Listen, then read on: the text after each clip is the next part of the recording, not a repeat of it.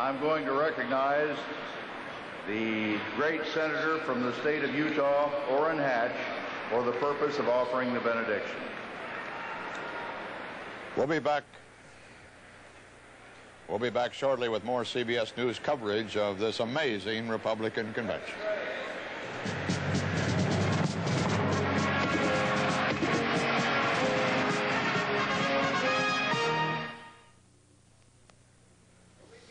Well, the suspense is over, but not before one of the most dramatic nights in recent convention history, a night which for a while we were absolutely certain that former President of the United States was for the first time ever going to take a place as second on a presidential ticket, vice presidential nominee with Ronald Reagan. It looked like Gerald Ford had made a deal with him late this evening after former President Ford told us that the deal would have to include a great deal of responsibility for him. Apparently, they couldn't strike that deal after all, despite the fact that many of the floor leaders down here were told that the deal had been concluded. But then, suddenly, at the very last moment, Ronald Reagan, after his nomination, came to this hall. We heard from Lesley Stahl first that the deal had fallen apart and George Bush was the nominee for the vice presidential side of the ticket. And indeed, that is what Ronald Reagan told this convention just a few minutes ago. Lesley, you had the first word of it standing down there in those delegations, and for a while tonight it looked like the deal was made. It's fallen through. Do you have any further details for us? Well, Walter, I have spoken to one of Governor Reagan's advisors who's been in the trailer tonight, and he tells me that in the end, Gerald Ford's demands were just too high and too steep for Governor Reagan to accept. That Gerald Ford's demands were too high. He said that he asked for a say and maybe even control over the NSC staff, the National Security staff, which, as you were saying before, may have involved some role for Henry Kissinger. And he also asked for some say over the domestic staff in the White House. And as everybody knows, I mean, that's pretty much the important functions that the president, the important jobs the president has to assign. And obviously, Governor Reagan thought that was too much to give away. All right, thank you, Lesley. Dan Rather may have some more detail. Dan? Well, Walter, the word going around, and I say the word going around because what an amazing night this has been. I know you agree that you can hang around politics for a lifetime and not have a moment, have an evening like this. The best available information is, in the end, it was Kissinger that proved to be the difference. You'll recall that all through the evening it was said that Dr. Kissinger, along with Alan Greenspan, was the major architect of the structure that Gerald Ford had wanted and that it appeared that Ronald Reagan would agree to. Now, as the evening went along, according to those who were close to the situation, the Kissinger role in a Reagan-Ford administration, should that come to pass, came to be the pivotal issue. And as one of the sources said, in the end, that was the difference. Now, part of a reporter's role, of course, is to try to separate the rhetoric from the reality, the bullshine from the brass tacks, and one has to be cautious and say it may very well be that the deal fell apart on something else and the decision has been made to blame it on Kissinger. Who can say? But I'd have to say the best available information at the present time is that it was Kissinger's role in a Reagan-Ford administration, should that come to pass, about which the arrangement that had been tentatively struck fell apart. And I'm reminded that on the CBS Evening News with Walter Cronkite this evening, I think we ended that report by quoting one congressman who's been around today in all of the negotiations as saying, I'd be amazed if it was Ford. I still think it will be Bush, but I have to say that Ronald Reagan really wants Ford, and that until Ford unequivocally says no, then Reagan is going to stick with it. And in the end, apparently, Ford said no because Ronald Reagan couldn't buy the role for Dr. Henry Kissinger that Ford wanted Kissinger to have. And of course, it's possible, Dan, isn't it, that it never will come to pass in the sort of historical record of this convention that it was actually a role for Kissinger as such that blocked the thing, but it was conditions that Kissinger helped draft that would have created perhaps a role for him with Ford's blessing. Exactly. That we may never know. If we do know, it may be a long time coming, because in the negotiations, everybody made it clear that there was a limit to what one could put in writing that Ronald Reagan would agree to, that a lot of it had to be a mutual understanding between people two men who respected one another, admired one another. I can say, Walter, as one aside, that it was cardiac arrest time on this floor tonight for the supporters of George Bush. They thought they had it. They had heard word from their own candidates' headquarters and around his hotel that it was all over. And when the word flashed, and it did come like a bolt of lightning through this hall, it's Bush, it's Bush, it's Bush. I really thought that a number of the longtime supporters of George Bush were going to just faint dead away. And then, of course, when they finally heard that the word was official, that's the way it was going to be. And then, especially when they heard it out of Ronald Reagan's mouth, it was the kind of dance that you expect to see in a disco, not on a convention floor. If you thought that the delegates had cardiac arrest, what do you think happened to George Bush tonight? He was about to go to bed in the Pontchartrain Hotel when the word finally came to him. He's only a few hundred feet from this hall, as a matter of fact, at that hotel. One of the things we know about George... Dan, yes. Hold it just 1 second. Ronald Reagan is leaving the hall now. I don't know whether Nelson Benton is out there, is still at his post. Walter, I'm here. Governor Reagan just walked into this crush of cameras with Mrs. Reagan. Hundreds of questions were shouted at him, and you couldn't hear the questions, nor could you have an answer. He is climbing into his limousine now, waving to the crowd that's around here. Some cheers went up. You see a couple of Bush hats around here. By the way, Walter, there was absolutely no opportunity for anyone to really get through this crush of cameramen, policemen, and Secret Servicemen to get to the governor. And as best we can see now, he and Mrs. Reagan are into the limousine. Authorities are holding back the crowd, and presumably Governor Reagan is getting ready to return now to the Detroit Plaza Hotel.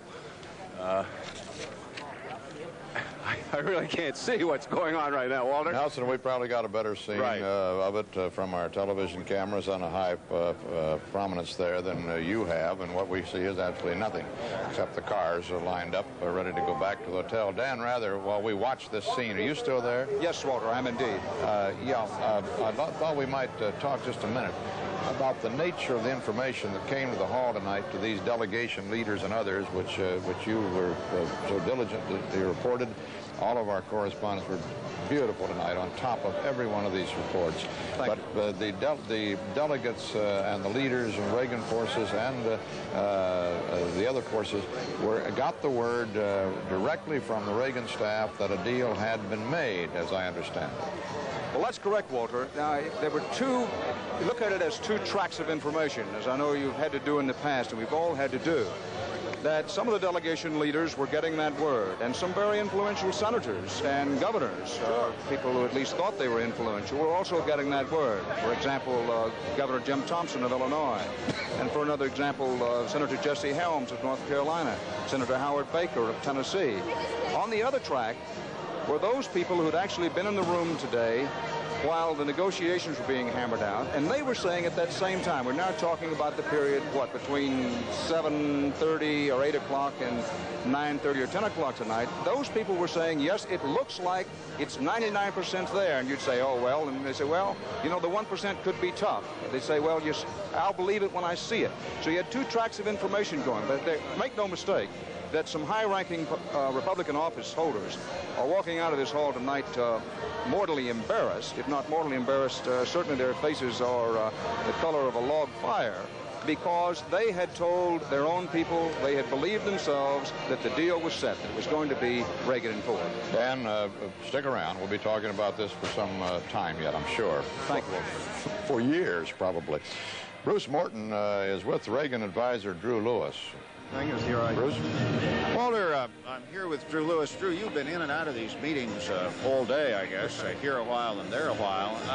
What did it finally, do you think? Why wasn't there a Reagan-Ford ticket? Well, I think basically, Roger, that President Ford and the governor, and particularly President Ford in his heart, just felt that he didn't want to be vice president. He felt that he'd be more effective and could serve the country better in some other capacity and like to help the campaign.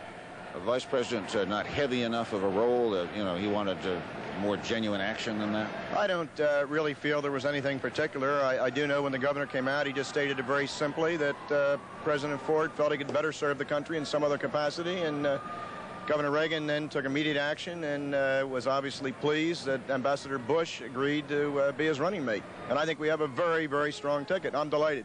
Are you worried now that Bush is going to get tagged as the second choice? Oh, not at all. I don't think George Bush can ever be a second choice to anybody, and to be asked to be Vice President of the United States and be a running mate for Ronald Reagan has to be a great honor if you're the 25th choice. I wasn't even on the list. You could argue that it's a better ticket this way. I don't know what your preference was going into all these talks. But I think it's the strongest possible ticket we could have. I think that George Bush adds a dimension to the Reagan campaign that's important. I think he's going to run very strong and help the ticket in the Northeast and the Midwest. And I really think it's the strongest ticket we could have, regardless of whomever could have been the vice presidential selection. Bruce, thank you. Walter? Thank you, Bruce. Morton Dean and Susan Spencer have more details on this surprising development. Walter, surprise is an understatement. I just couldn't believe what happened before us this evening. It was Ford, Ford, Ford, Ford, and then, as we all reported, it began to slip away, and suddenly Lesley said Bush, and within seconds we were up and down the aisles, and people were saying, we've just heard from the Reagan people, it's not Ford, it's Bush. There were really two sets of comments here on the floor when many of us were certain it was going to be the former president. The rank-and-file delegates seemed to be saying that they were delighted. They foresaw a good campaign and a positive election night. But some of the elected officials here, and I'm sure Susan will agree with me, such as Congressman Conable of New York and others, worried just how that would work. They could not quite see a former president running with a former governor. Very few who would admit it openly, but the few who did were concerned about this whole idea of a co-presidency and whether or not that was feasible and whether it was really fair to ask a former president to suddenly be the second man on the ticket and whether he could really cope with that, knowing what the duties of the president were. But I've never seen so much money exchange hands in my life, and people who 5 minutes earlier had sworn that it was Gerald Ford and knew, you know, from the highest authority on everything, instantly, when those whips came down the aisles, the whole place suddenly was omniscient again, and it was going to be George Bush. I think most of them hadn't really believed Ford would take it anyway. Not really. And Susan and Walter, I think what happened tonight, though, was that the Reagan people sent a very important signal to the nation and to our allies overseas that it's quite likely that Gerald Ford will play a prominent role in the campaign and perhaps even play a more prominent role in a Reagan administration if he succeeds in November than many people would have expected before tonight. The negotiations were fruitful at least to a 95% point. And presumably the two men have patched up any differences that had remained from 1976. CBS News coverage of the Republican convention will come back in a moment.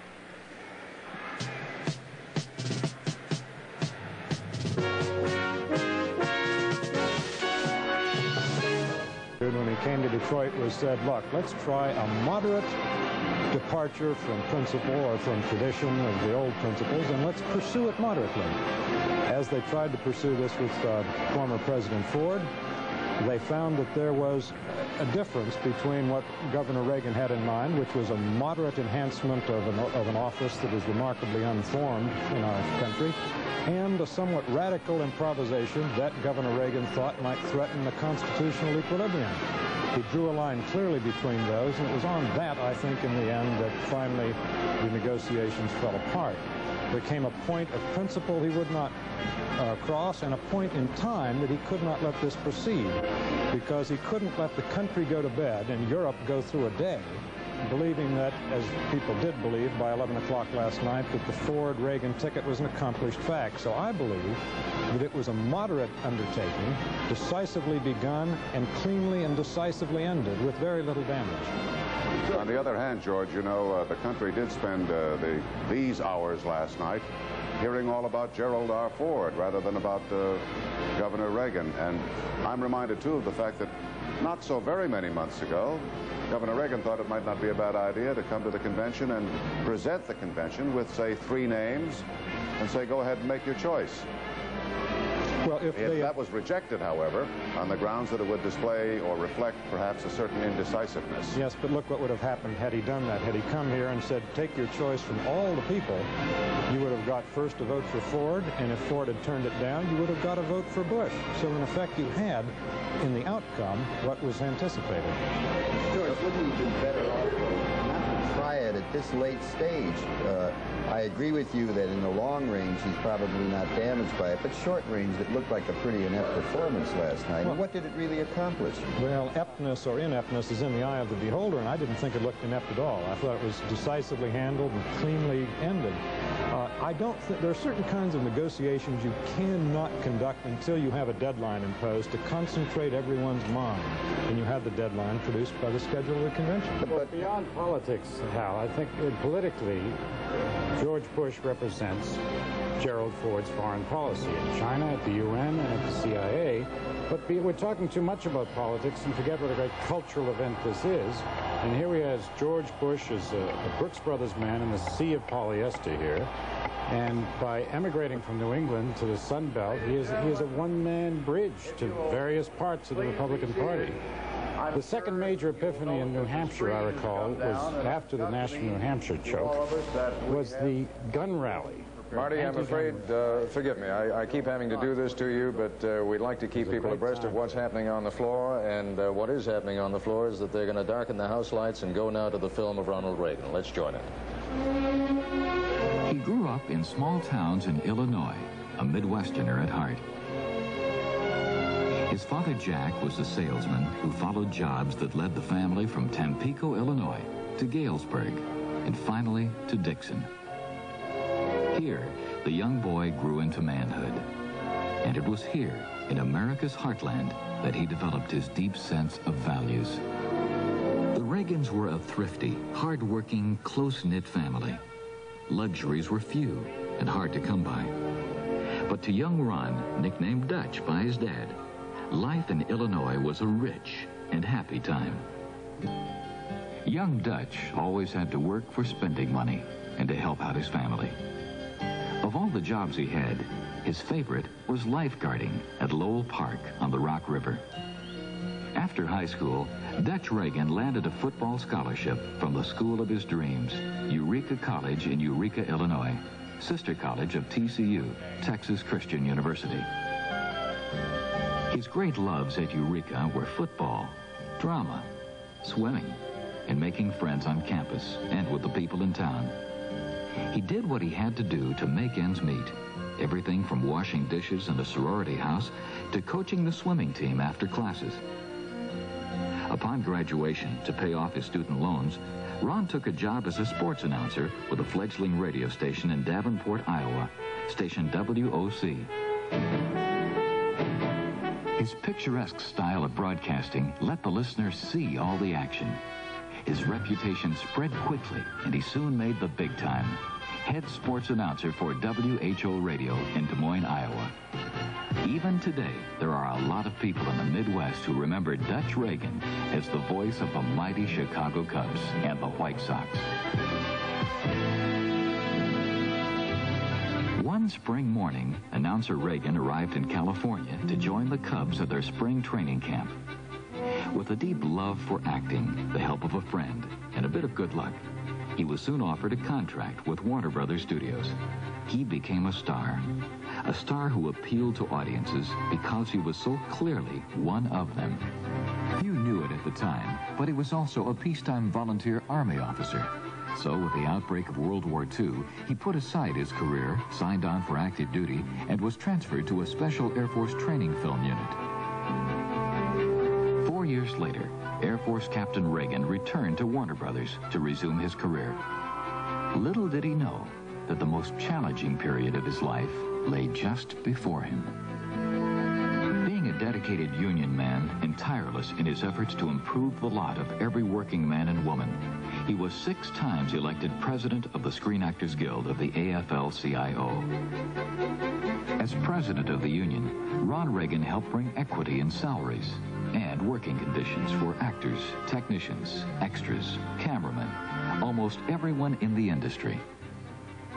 More importantly, he single-handedly took on the job of keeping union members in control of the union and prevented a takeover of the film industry by organized crime. This crusade to preserve the freedom of America's working men and women kindled in Mr. Reagan a deep, abiding interest in the processes of our unique Republican form of government. He began to take an active interest in politics, both in California and on the national scene. He had been raised in a Democrat family by a fiercely independent father who was adamant in his love for freedom.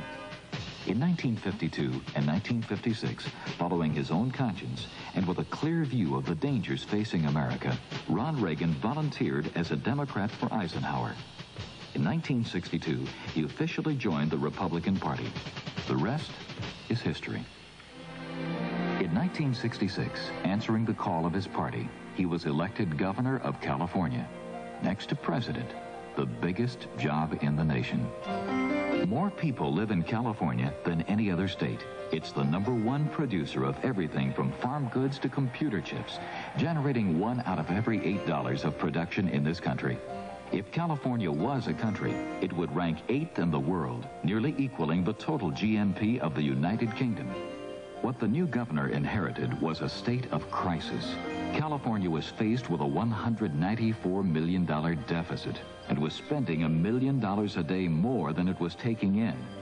The state was on the brink of bankruptcy.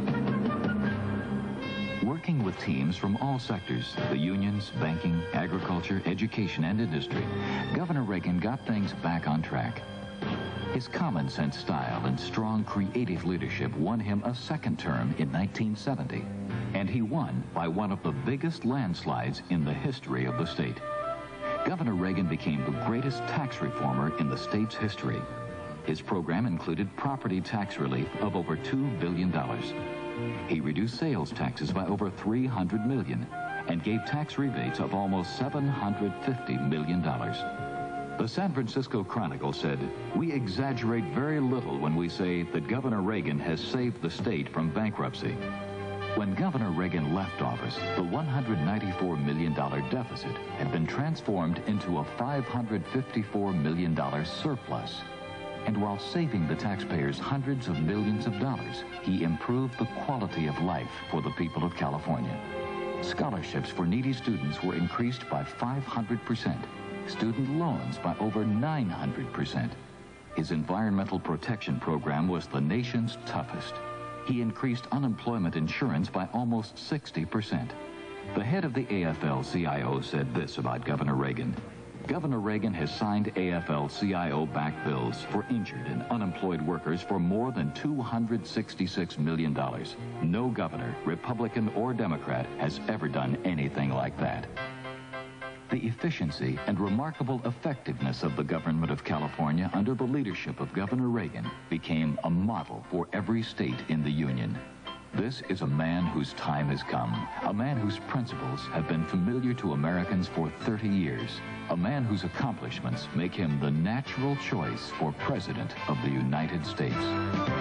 A man who believes that the decline of America must be halted and can be halted. A man who rejects the concept of lowered expectations because he believes in the boundless opportunities of the American idea. A man who has prepared himself for strong, creative leadership. Through all the years, the outstanding characteristic of Ronald Reagan has been confidence. Confidence in the triumph of the principles he has consistently defended throughout his personal and political life. This is the man who believes our nation can regain the stature it has lost in the eyes of the world. This is the man who understands the principles that make America great. Above all, he believes in America and the kind of strong, creative leadership that can restore our faith in the future. He calls not for retreat into the past, but for a confident advance into the future. The day Ronald Reagan takes office as President of the United States will be the day when America comes together for a new beginning. Together, a new beginning.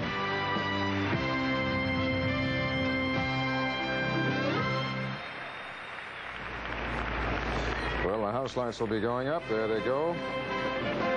Now the delegates are going to express their appreciation for this movie. As promised, and as I suggested to you a few moments ago, the themes were set. Here's Ronald Reagan, folksy, appeal to the audiences, the unions, anti-crime. And here is former President Ford arriving in the hall. You see that. That's happening even as we speak to you now. The following distinguished Americans to the committee to escort Governor Reagan to the podium. Senator Howard Baker of Tennessee, Representative Philip We'll Crane have more of Illinois. ABC News coverage of the Republican convention from Detroit after this message and a word from your local station. Senator Robert Dole.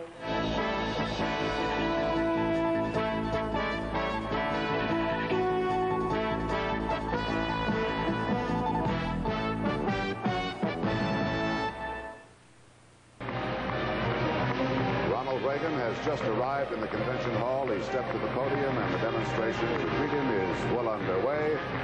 He's actually a little ahead of schedule, but he shows some indication of wanting to start his speech right away as his wife Nancy applauds him. A picture of Republican unity up there. They're starting to disperse now, but a number of former presidential candidates, among them Howard Baker, Bob Dole, and President Ford is directly below our booth. He's an observer. There's Howard Baker and Nancy Reagan exchanging a kiss.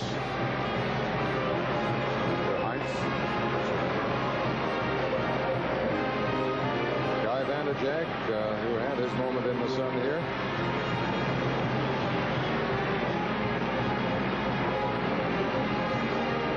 There's the Notre Dame fight song.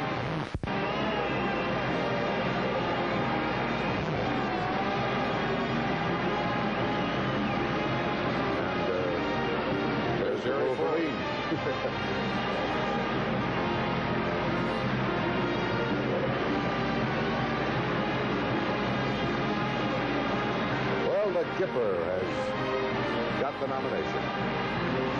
You know who's looking exceedingly happy today? Betty Ford. Yes. I'm sure she's relieved. Although I suspect her happiness doesn't begin to approach that of the man you're seeing right now.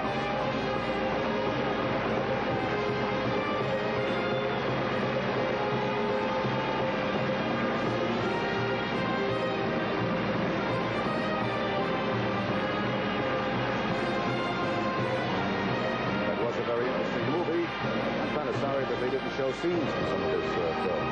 Yeah. Like to see the Kipper make another run for it. Well, they did. They hit all the themes that I expect we're going to be hearing during this campaign. In fact, some of the themes that you just saw on film, I'm sure you'll hear reiterated in Governor Reagan's speech. The business about working for what you get. A man who is of the workers, a former union man himself. And a man who's been able to run California, which, as was pointed out, if it were a country, would rank 8th in the world. Not only that, Ted, not only was he a union president, but it is true, as he really admits, that he knew hardship and adversity in his life. One of the most poignant stories I've ever heard is the story of the Christmas Eve back in Illinois. Well, here he goes now. We are going to have, as this demonstration will continue for some time, and much of it will be fairly repetitious, we're going to go to London, where Independent Party candidate John Anderson is standing by. Mr. Anderson is up quite early in the morning or late at night, as you choose. And we'll have more of ABC News coverage of the 1980 Republican Convention from Joe Louis Arena in Detroit in a moment.